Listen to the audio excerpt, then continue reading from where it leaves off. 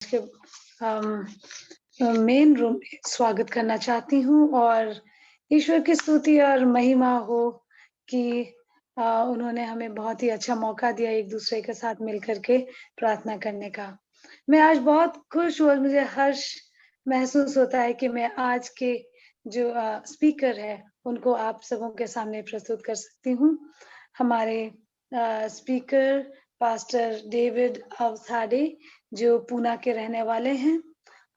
वो वहाँ पर पूना के जो मराठी चर्च है वहाँ के वो चर्च पास्टर है। 5 सालों से वो वहाँ की देखभाल कर रहे हैं और सेंट्रल महाराष्ट्र कॉन्फ्रेंस जो है वहाँ के भी वो इंचार्ज हैं। उन्होंने अपनी जो पढ़ाई आगे की थियोलॉजी की पढ़ाई मास्टर्स वो मैसूर यूनिवर्सिटी से कंप्लीट किया है और वो अभी डॉक्टर ऑफ मिनिस्ट्री में अपना समय लगा रहे हैं। उनका जीवन एक हमारे लिए बहुत बड़ा मिसाल है और उनको देख करके बिल्कुल एक नम्रता और सहनशीलता का हम प्रतीक देखते हैं और हम धन्यवाद देते हैं ईश्वर को कि वो हमको ये मौका दिए कि हम उनके होठों से परमेश्वर का वचन हम सुन सकते हैं। आज का हमारा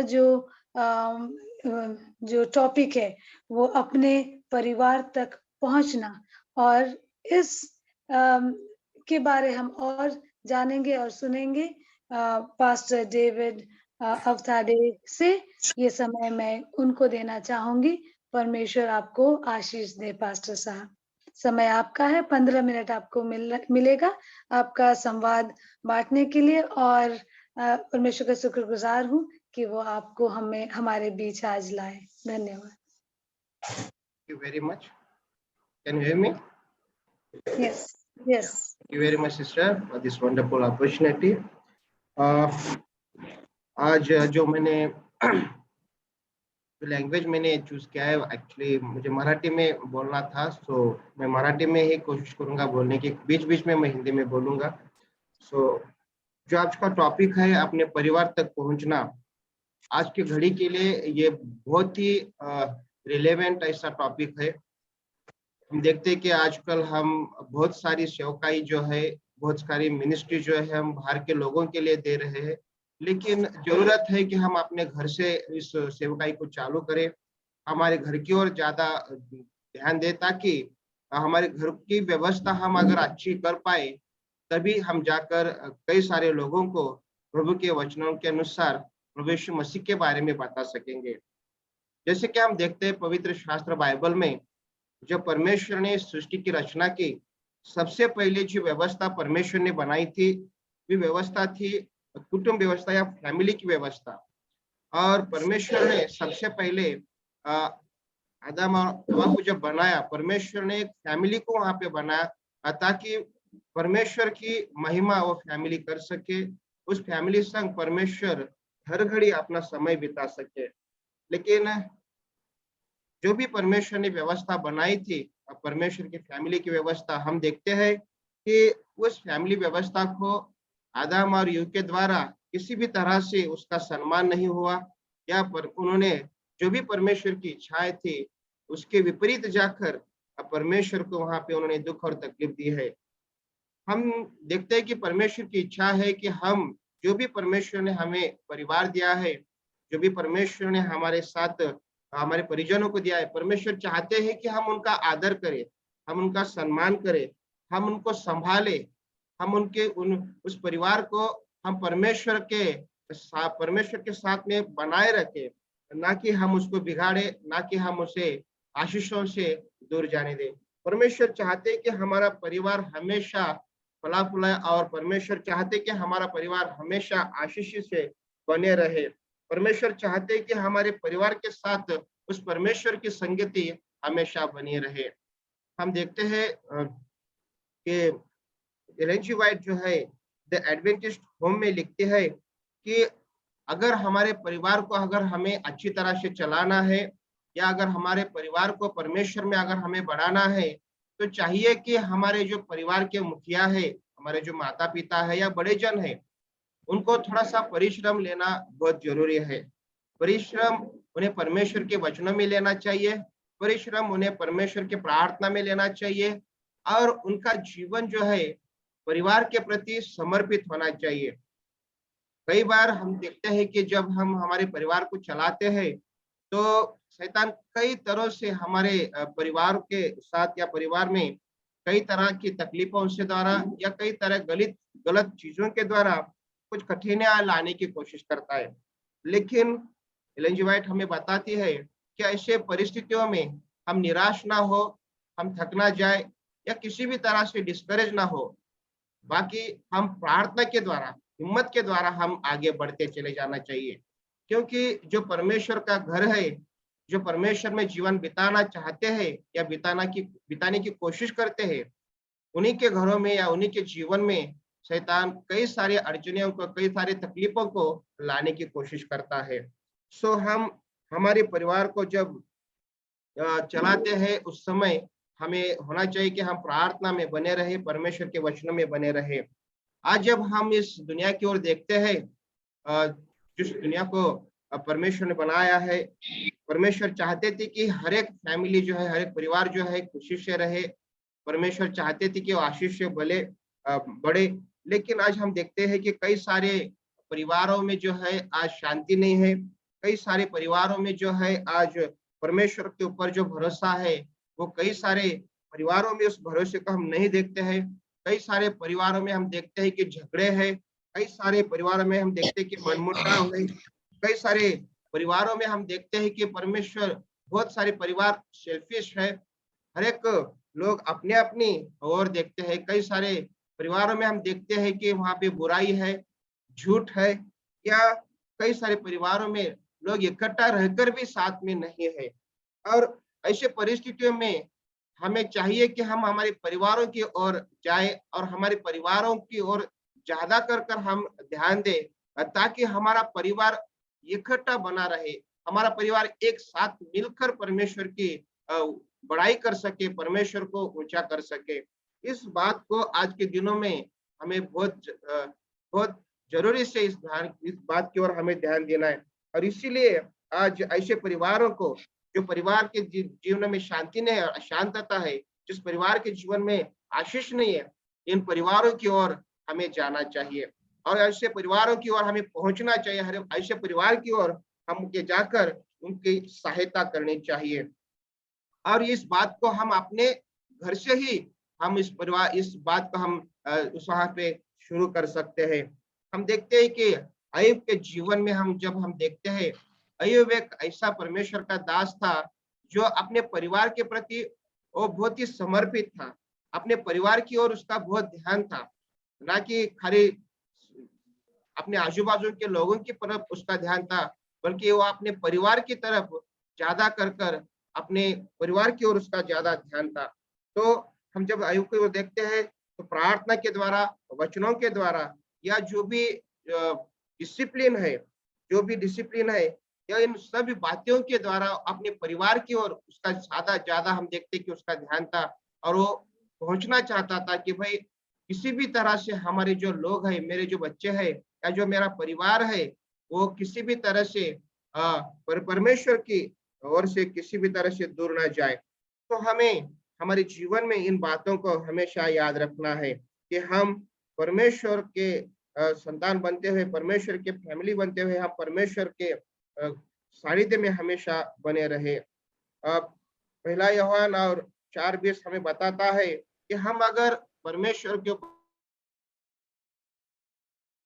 ऊपर अगर हम हमारा जीवन बिताते हैं और अगर हम अपने भाइयों के ऊपर प्यार नहीं जताते या हमारे भाइयों के ऊपर अगर प्यार नहीं करते, तो ये परमेश्वर का दास हमें बताता है कि हम झूठे हैं, हम सबसे बड़े झूठे हैं। इसका मतलब यह है कि अगर हम परमेश्वर के प्रति प्यार रखते हैं, तो हमें हमारे परिवार की जिस परिवार के साथ हम रहते हैं, उस परिवार के साथ हमें प्यार से बना रहना चाहिए, उनको प्यार देना चाहिए। नीति वचन कहता है 11वां अध्याय और 29 वचन में, जो अपने परिवार को दुख देता है, वो इंसान जो है हवा की ओर अपने अपने जीवन को लेकर जाता है। यानी कि वो इंसान जो परमेश्वर ने दी हुई परिवार को अच्छी तरह से देखभाल नहीं करता या उनके साथ अगर बुरा बर्ताव करता है तो उस व्यक्ति को किसी भी तरह की आशीष वहां पे नहीं मिलती। तो हमारे परिवार की ओर हमें ध्यान देना चाहिए।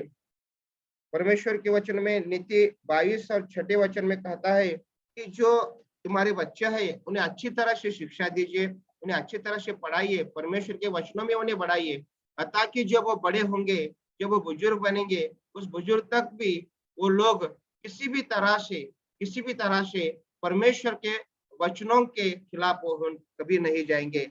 जब हम बचपन से ही हमारे बच्चों को परिवार में परमेश्वर के वचनों में चलाते हैं, प्रार्थना में बढ़ाते हैं, परमेश्वर के आराधना में चलाते हैं, तो परमेश्वर का वचन हमें कहता है कि वो जब बूढ़े होंगे तब तक उस शिक्षा को या उस एजुकेशन को कभी भी नहीं छोड़ेंगे। हम जो आज के जीवन में हमें इस बात को हमेशा याद रखना चाहिए, जैसा कि परमेश्वर का वचन पहले तीमुथियुस और तीसरा अध्याय और 4 से 5 के वचन में कहता है, जो व्यक्ति अपनी कुटुंब की व्यवस्था नहीं रख पाता, वो मंडली की व्यवस्था कभी नहीं रख पाएगा। इसका अर्थ ये होता है कि आज हम कई सारे लोग सेवकाई में जीवन बिता रहे हैं, कई सारे लोग हम सेवकाई की ओर बढ़ रहे हैं, कई सारे लोग सेवकाई में हमारे हमारे जीवन को वहां पे लेकर जा रहे हैं। लेकिन ऐसे दिनों में हम इस बात को याद रखें कि अगर हम हमारे परिवार की ओर ध्यान नहीं देते, या हमारे परिवार की जो भी दुख तकलीफ है, या हमारे परिवार में जो भी नीड्स है, उनकी जो भी वहाँ पे जरूरतें है, अगर हम उनकी ओर ध्यान नहीं देते और हम अगर परमेश्वर की सेवकाई में या मंडली में जाकर हम बड़ी बड़ी बातें करते हैं या सेवकाई करते हैं, हम वचन को सुनाते हैं, गीत गाते हैं, या प्रेज और वर्शिप में हम अगर वहाँ पे हिस्सा लेते हैं, लेकिन हमारा अगर ध्यान परमेश्वर हमारे परिवार की ओर ही नहीं है, तो परमेश्वर कहते हैं ये सब बातें गलत है, इन बातों को हमें सही करना है, तो हमारे परिवार की ओर हमें सबसे पहले ध्यान देना चाहिए। हम ताकि हमारा परिवार भी परमेश्वर के वचनों में बढ़े, परमेश्वर के साथ में बढ़े। भजन संहिता और इसका 129 28 अध्याय और फर्स्ट वचन कहता है कि जो पुरुष जो इंसान परमेश्वर के भय को मानता है और उसके भय में चलता है, तो परमेश्वर का वो इंसान आशीषित है। यहाँ पे बताता है खाली वो इंसान ही आशीषित है ऐसा नहीं, तो उसका परिवार यानी कि उसके बीवी, उसके बच्चे, उसका पूरा खानदान वहां पे आशीषित होने वाला है। इसकी वजह यह है कि वो इंसान सिर्फ और सिर्फ परमेश्वर का ही भय रखता है और परमेश्वर के ही मार्ग में वो चलता है। दुनिया में कई सारे मार्ग है जिस मार्ग से हम चल सकते हैं, हमें कोई नहीं रोकेगा, कोई नहीं हमें टोकेगा, या कोई हमारा हाथ पकड़कर हमें पीछे नहीं खींचेगा।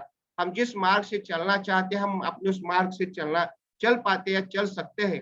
लेकिन आशीष सिर्फ उसी मार्ग से मिलने वाली है, आशीष सिर्फ उसी मार्ग से हमें प्राप्त होने वाली है अगर हम परमेश्वर का भय रखते हैं और परमेश्वर के मार्ग से अगर हम चलेंगे, तभी परमेश्वर का वचन कहता है कि तू आशीषित होगा, तेरा परिवार आशीषित होगा, तेरी बीवी पर आशीषित होगी, तेरे बच्चे आशीषित होंगे।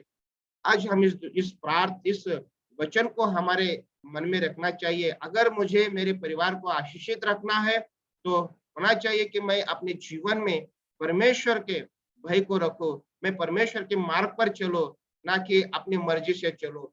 अगर हम मेरे प्यारे भाई और बहनों, अगर हमें अपने परिवार को आशीषित करना है, तो परमेश्वर चाहते हैं कि हम अपने परमेश्वर के भय के द्वारा और परमेश्वर के मार्ग के ऊपर ही हम हमेशा चले। मैं आपके लिए एक वचन पढ़ता हूँ जहाँ पे तीमुथियुस चैप्टर 5 और वर्स 8 कहता है, किंतु यदि कोई अपने अपने रिश्तेदारों, विशेषकर अपने परिजनों के सदस्यों की सहायता नहीं करता, वह विश्वास से फिर गया है तथा किसी अविश्वासी से भी अधिक बुरा है। जब हम हमारे परिजनों के और हम अपन ध्यान नहीं देते, यार उनकी ओर हमारा हम अगर उनकी ओर नहीं देखते या उनकी हम केयर नहीं करते, तो परमेश्वर का वचन कहता है कि जो अविश्वासी है उससे भी बढ़कर हम बुरे हैं। यानी कि हमारा विश्वासी बनकर जीवन बिताना परमेश्वर की नजर में हम देखेंगे तो वो कुछ काम का नहीं है।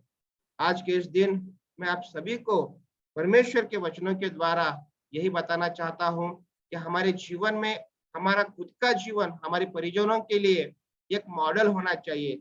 प्रार्थना का मॉडल होना चाहिए। विश्वासी जो है, हम जो फेथफुलनेस है उसमें हमारा एक मॉडल होना चाहिए। हमारा जीवन वचनों के द्वारा एक मॉडल होना चाहिए।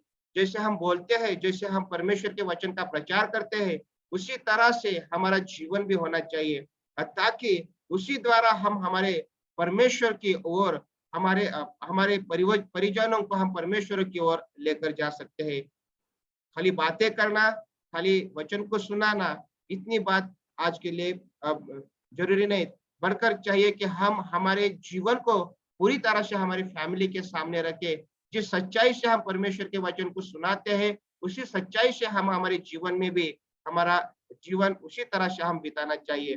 ताकि लोग खाली बातों को सुनकर नहीं, तो हमारे चाल-चलन को देखकर परमेश्वर की ओर बढ़े। खासकर हमारा परिवार या हमारे परिवार के लोग। क्योंकि आज कई सारे परिवारों में कई सारे लोग आज परमेश्वर के साथ नहीं है, कई सारे लोग विश्वास में नहीं है, कई सारे लोग वचनों में नहीं है, कई सारे लोग हमारे परिजनों में प्रार्थना के लिए टाइम नहीं निकालते।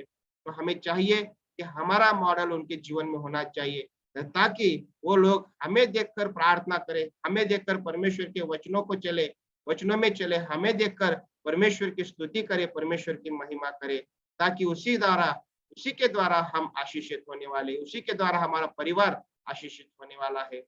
परमेश्वर आप सभी को इस वचनों के द्वारा आशीषित करे और आने वाले दिनों में आप और आपका परिवार परमेश्वर के बढ़ चढ़कर गवाही दे सके, उसकी स्तुति और महिमा कर सके। धन्यवाद। धन्य